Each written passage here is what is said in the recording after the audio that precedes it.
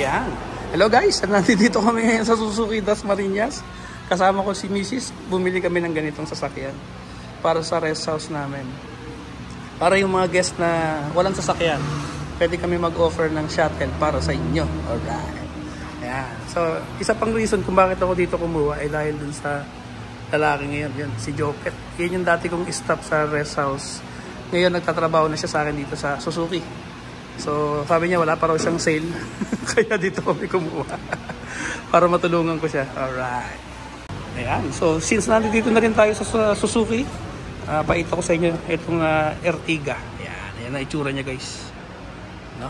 Ganda siya. 1.1 million daw ito. So, sa Seaman, no? Sa mga pamilyang Seaman, ma-recommend ko to guys. Hindi nyo na kailangan bumili ng sobrang luxurious na sasakyan. Sa panahon ngayon, practicality is the essential thing. No? Tulad na ito. Sa halagang 1.1 million, meron ka ng 7-seater na sasakyan na safe mong madadala ang pamilya mo sa mga places na gusto nyong i-visit, no? Without breaking the bank. So, ganun. Giging practical is essential yan. Lalo na kung nag-i-start lang ang pamilya. Pero, kung talaga naman may budget, why not? Bili lang. Kaya nga tayo nagtrabaho para mabili yung gusto natin, di ba? Pero, kung pakikinggan nyo yung aking payo, no? Sabi ko nga, kung ikaw ay nagsisimulang Seaman pa lang, ito'y sapat na. Yan. Hybrid pa yan. So, 1.1 million guys. Yan. So, dito kami ngayon, no? Sa Suzuki Dasmariñas. Itong place na to ay mayroon na rin silang maliit na service bay para sa mga unit na gusto nyong PMS, pa-maintenance. Yan. Alright. Ito guys, ito yung loob ng Suzuki Ertiga Hybrid. Ayan, laki ng screen, ano? Ayan. So, automatic transmission, manual handbrake, and then fabric seat. Ito. Hindi ko lang sure kung ito yung top of the line kasi fabric seat eh. Normally kasi pagka top of the line, naka leather seat na yan. Pero this time hindi ko lang sure. Ayan.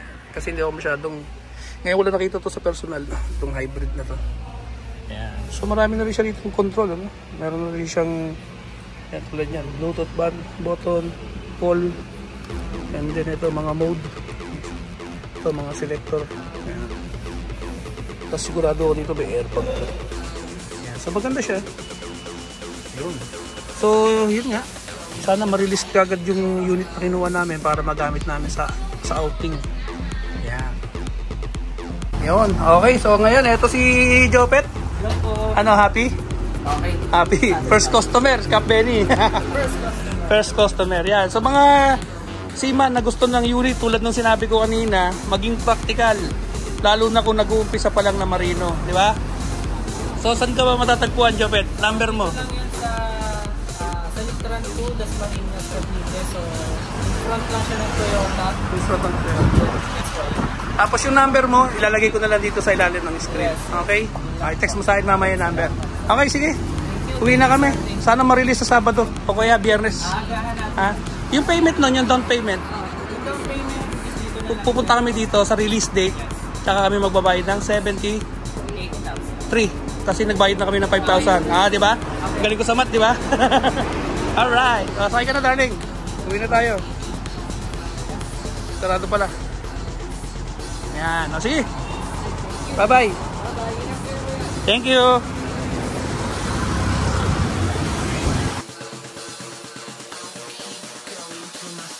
Come blows.